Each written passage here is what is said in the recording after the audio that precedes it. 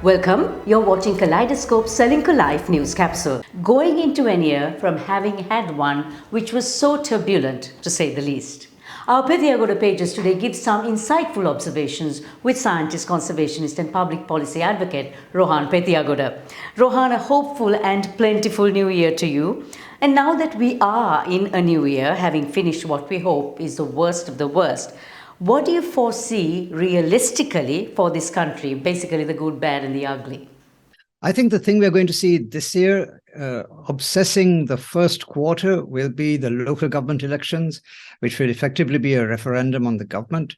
But the government wants to put this off by any means possible. They'll try legal, legislative, and other arguments to try and defer this election or not have it at all.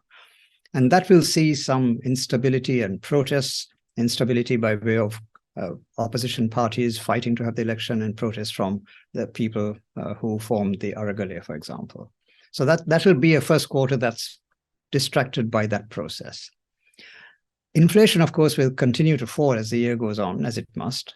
But that's not to say that prices will fall. Prices will continue to go up because even low inflation means high prices. The main thing at the moment is that foreign exchange inflows exceed outflows, and this has allowed the central bank to build up a modest reserve. I think by the middle to end of next year, if they can build a reserve of $3 billion or so, they'll start looking healthy again. But of course, this means that we aren't servicing foreign debt, and the government will probably even defer the servicing of local debt to 2024 or 25.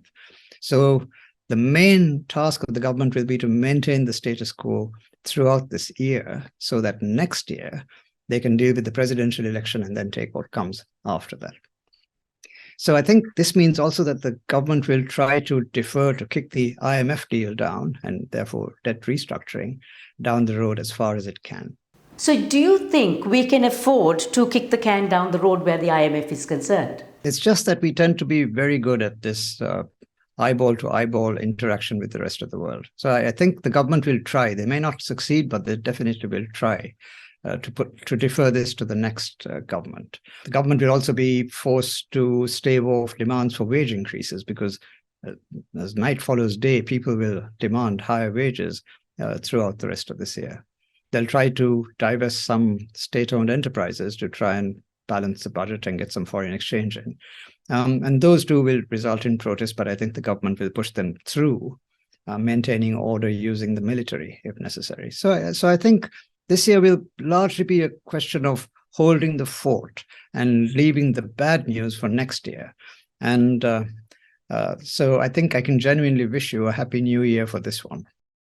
A big thank you to the best partners anyone could have. Skills for Inclusive Growth and Australian Aid, Ceylinco Life, CDB, the Morning Newspaper, Park Street Gourmet and Zip Sip. Thank you so much and we hope for a really good year ahead. If you like Kaleidoscope, subscribe and follow us on YouTube, Facebook, Instagram and LinkedIn.